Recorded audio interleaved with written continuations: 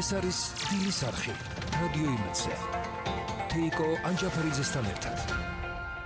მოგესალმებით, კიდევ ერთხელ ბრუნდებით პირდაპირ ეთერში და ვბრუნდებით საინტერესო თემით. დღეს ჩვენ ვისაუბრებთ შემეცნებით საგანმანათლებლო პროექტის შესახებ რადიო კინო, რომელსაც არაერთხელ გქონდა საუბარი ამ სტუდიიდან და პირდაპირ ეთერში გვერდება ჩვენი სტუმარი ნინო ჩხიკვიშვილი, ლიტერატორი, ესეისტი, რომელიც ამ საინტერესო პროექტში არის ჩართული. მოგესალმებით, ქალბატონო ნინო და დიდი მადლობა, რომ ხართ ჩვენი გადაცემის სტუმარი. მოგესალმებით, მივესალმებ ჩვენს მსმენელებს. ქალბატონო ნინო, პროექტი გრძელდება და ვიცით, რომ აი ერთ-ერთი ბოლოსი ახლე, რომელიც ამ პროექტის ფარგლებში არის, ეს შეეხება კიდევ ერთ სერიას, რომელიც საათნოვაზე არის. ზოგადად მოგვიყევით ამ პროექტის შესახებ, სანამ კონკრეტულად საათნოვას შესახებ ვისაუბრებდით. კეთილი, მაშინ ზოგადად დავიწყოთ იმით, რომ ჩვენს ეპოქაში, როცა წიგნს და იმდენი დროს ვეღარ უთმობს კითხველი როგორც ადრე, ალბათ აი ამ ტიპის წიგნებს, გაცოცხლებულ წიგნებს, გახმოვანებულ წიგნებს ძალიან დიდი მნიშვნელობა ენიჭება. ეს არის მართლაც ძალიან საინტერესო პროექტი და ამას იმიტომ ვამბობ თამამად, რომ მე უშუალოდ არ ვარ ამ პროექტის იდეის ავტორი, გახლავთ კობაც ხაკაია და მინდა მისი 8 წელი ამ მხრივ შევაქო და ის მომავალი გეგმა, რომელიც მას აქვს და არ ვიცი ახლა დღეს მოხერხდება თუ არა ამაზე საუბარი, წარმატება უსურო აი ამ სამომავლო პროექტებში. ახლა რაც შეეხება აღნიშნულ პროექტს კი არა, უკვე შესრულებულ პროექტს, რომელიც უკვე დევს ინტერნეტში, შეუძლია მოიძიოს დაინტერესებულმა მსმენელმა და ამ დროს არის აუდიო ნებადაც გამოცემული. ეხლა ამ გრიშაშვილისეული გამოცემა საათნოვასი. ეხლა სანამ უშუალოდ ამაზე გადავიდოდე, ეხლა აი ამ წუთას მომაგონდა ლადო ასათიანის ტრიქონები, მე ძლიერ ვეტრბი თბილისის ჰავას, ნიკო ფიროსმანს და საათნოვას. ნიკო ფიროსმანი და საათნოვა მე მგონი ლადო ასათიანს შემთხვევით არ დაუკავშირები ერთმანეთთან. ორივე ძალიან დიდი შემოქმედი იყო, ორივე თავისი ცხოვრება, მოღვაწეობა საქართველოს მიუძღვნა და უნდა ვთქვათ, რომ ორივე საფლავი დაკარგულია. ეხლა რაც შეეხება უშუალოდ ამ წიგნს, ხო, გრიშაშვილის წიგნს დაიწერა ეს როგორც ცნობილია სომეხთა სათვისტომოს დაკვეთით. გასული საუკუნის 10-იან წლებში, ესე 10-11 წელი, ახლა მე ზუსტად არ მინდა შემეშალოს, გაიხსნა როგორც ცნობილია, გაიხსნა საათნოვას ძეგლი, ეს იყო ვარდობის დღესასწაულს აღინიშნა ეს, რატო ვარდობის ეს ალბათ იოლად მისახვედრია, რომ ამღზავის პოეზიისთვის ძალიან მნიშვნელოვანია სწორედ ეს აშუღური პოეზიისით ვარდბულბულიანი, ეგრეთ წოდებული ვარდბულბულიანის თემატიკა და ალბათ ამიტომ გაიხსნა ეს ძეგლი. ესე იგი, როცა ჩვენ საუბრობთ, გრიშაშვილმა მართლა ძალიან დიდი საქმე გააკეთა, საშვილიშვილო, მოიძია ეს ლექსები, როგორც ცნობილია. ესე იგი, ძალიან მნიშვნელოვანი ერთი დეტალი, უნდა ვთქვათ აუცილებლად, რომ საათნოვა აღამ ახმად-ხანის შემოსევის წინ გადაწერს თავის ლექსებს თურქულად, სომხურად და ქართულად და თავისი ოჯახის ერთ-ერთ უფროს წევრს ვარს ტერტერას ატანს ის საქართველოდან უნდა გაუშვას, გახიზნოს და ატანს ამ კრებულს. მაგრამ არ ვიცი რატო რანაირად არ ვიცი, როცა ვამბობ ალბათ ცოტა ესეთი სიტყვა ეს არ ვიცი. აქ მას ექნებოდა ძალიან ესეთი სუბიექტური მიზეზები, ჩვენამდე მოაღწია მხოლოდ თურქულად 11 ლექსმა და 46-მა მისმა საათნოვას მიერ შესრულებულმა 46 ლექსმა. ქართულად ყველა ლექსი ამოხეული აღმოჩნდა ამ პატარა წიგნებში, რომელიც მამამ შვილს გაატანა. და შემდეგ უკვე გრიშაშვილი იძულებული შეიქმნა, რომ ქართულადაც ეთარგმნა ეს ლექსები და აი ასე შემოგჩა. ეხლა ამდენად ძალიან დიდია მისი ღვაწლი, ამ მხრივ გრიშაშვილის ღვაწლი. ეხლა რაც შეეხება თვითონ საიათნობას, ძალიან საინტერესო ადამიანი ყოფილა, უნიკიერესი. ის არ იყო წარმოშობით ძილძელი თბილისელი, მათი ოჯახი, მისი მშობლები გადმოსულან ტოვბილები ყოფილან და თბილისში დაფუძნებულან. პატარა, რა თქმა უნდა, არ ეცოდინებოდა ქართულად წერა კითხვა და ავლაბაში ქართულ მონასტერში უსწავლია მას ქართველმა ბერებმა შეასწავლეს მას ქართულად წერა კითხვა და ეთყობა მაშინ იგრძნო და შეითვისა და გაითავისა ქართული ენის სიტკბო და ქართული ერისადმი განსაკუთრებული სიყვარული წაყვა მთელი ცხოვრება და აი გითხარით კიდევაც რომ ის მან არ დატოვა თბილისი აღა მაჰმად ხანის შემოსევის დროს აი ამ შემოსევას აი ამ საშინელ ბრძოლას შეეწირა და საძმო სასაფლაოზეა დაკრძალული. ამდენად როგორც ფიროსმანის საფლავი არ ვიცით და აქ ისე ვლადო ასათიანს გავიხსენებ, არ ვიცით სწორედ არც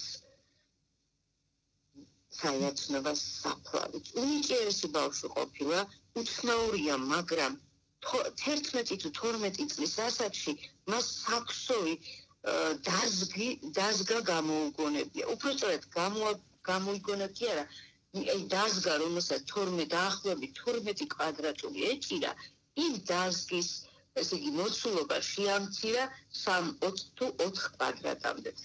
წარმოიდგინეთ, როგორი გამონგლოებული ნიჭი ქონია. თუმცა მოგვიანებით ეს ნიჭი სულ სხვა სფეროსკენ მიმართა და პოეზიაში პოვა თავისი თავი და როგორც ამბობენ, ერეკლე მეფის კარზე იყო აღიარებული აშუღი. და სრულიად კავკასიაში თბილისი აქცია აშუღურ მექად. წარმოიდგინეთ და ეს გაგრძელდა 50 წელიწადი, თითქმის 9 საუკუნე და მეფე თვითონ იყო ამ ყველაფრის თავი და თვითონ იყო აი ამ სამეფოში მთავარი მეფე საიათნოვა, რომელიც სომხურად, სპარსულად, არაბულად, აზერბაიჯანულად ხსავდა ლექსებს და ამ სკოლაში სხვათაშორის თურმე ქონდა ასეთი რამ. თვითონ ხო ეს არ გინდა დამავიწყდეს, რომ თვითონ იყო სწორედ ის პირველი აშუღი, რომელმაც ქართულად დაიწყო ლექსების ხსვა. სწორედ საიათნოვა იყო პირველი და მოითხოვა კიდევაც, რომ აშუღოს სკოლაში ვერ მიიღებდა მონაწილეობას, ვერ გახდებოდა ამ სკოლის აქტიური თუ ისეთი წევრი, თუ მას არ შეეძლო ქართულად სიმღერების შექმნა. და ეს ყველა ისტორია, ანუ აი ეს იქნება ამ პროექტში 14 აუდიო სერიაში გადმოცემული, ხო? ეს არის ხოლმე აუცილებლად. გარდა ამისა, კიდევ ძალიან საინტერესო რამდენიმე ეს არის ჩართული აქ, აი რამდენიმე აი ამ პროექტის ფარგლებში არის ჩართული კიდევ რამდენიმე გადმოცემული, უფრო სწორად, როგორც თქვენ აღნიშნეთ, რამდენიმე წიგნია გაცოცხლებული და ალბათ მკითხველი უფრო სწორად მსმენელი ამასაც მოისმენს. შემეცნებით საგანმანათლებლო პროექტი. ანუ თქვენ როგორც გადაცემის დასაწყისში აღნიშნეთ, ეს არის ფორმა, რომლითაც პროექტის ავტორებს, პროექტში ჩართულ ადამიანებს სურვილი აქვთ, რომ ის ინფორმაცია, ვთქვათ, ეს იქნება კონკრეტულად ლიტერატურული ნაწარმოები თუ კონკრეტულად საინტერესო ადამიანის ცხოვრება, უფრო ხელმისაწვდომი გახდეს ფართო საზოგადოებისათვის და არის თუ არა შედეგი. ჩვენ ვიცით, რომ თქვენ გაქვთ საკმაოდ ისეთი გამოხმაურება, გაქვთ შეხვედრები, რამდენიმე მნიშვნელოვანი შეხვედრა გამართეთ, მათ შორის სასჯელ ასრულების დაწესებულებებში. აი, როგორ შეაფასებდით თქვენ თვითონ აი ამ ყველაფერს და რა იქნება შემდეგი მომდევნო ნაბიჯი? აი კარგია რომ თქვენ შემახსენეთ ეს შეხვედრები სასჯელ აღსრულების ადგილას ვიყავით ჩვენ რუსთავში და მე მინდა თამამად თქვა რომ ჩვენ აი პირადად ჩემთვის ხო აი მოლოდინს გადააჭარბა იმ შეხვედრამ სადაც ჩვენ ვიყავით რაღაცა ის განსაკუთრებული ინტერესი ისმენდნენ აღმოჩნდა რომ მათ აი გარდა ამისა მინდა გითხრათ რომ იქ არის ისეთი პირობები შექმნილი რომ პაციენტებს აქვს საშუალება თვით განვითარების და აი ამ ტიპის კულტურული ენაში აი როგორ ვთქვათ ეს იგი კულტურულ ღონისძიებებში მონაწილეობის მიღებისა და პირდაპირ მე მინდა თამამად თქვა რომ გამიკვეთა ინტერნეტ დიდი ინტერესი იყო ჩვენი პროექტის.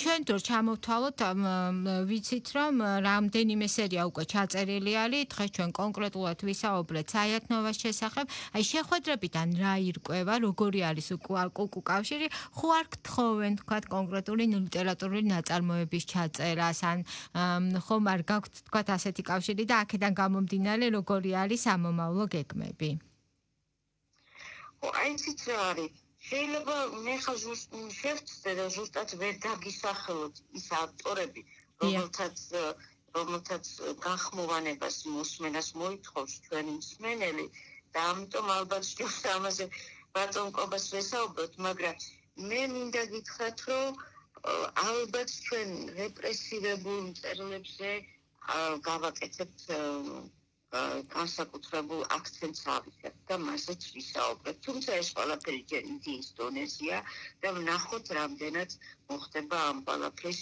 რეალიზაციაში, სისრულეში მოყვანა და შესრულება. იდეა სხვა არის, სურვილი სხვა არის, მაგრამ ზოგჯერ ხდება ისე, რომ რა ვთქვათ, უნდა ვთქვათ, რომ ჩვენს რეალობაში მაინც ფინანსებთან ვართ დაკავშირებული, რამდენად მოხერხდება მოძიება ფინანსების დაფინანსება, თორემ იდეები და მიზნები ძალიან ბევრი აქვს. თქვენ ხართ ერთ-ერთი სერია იყო ცისფერ ყანწელებზეც, ხო?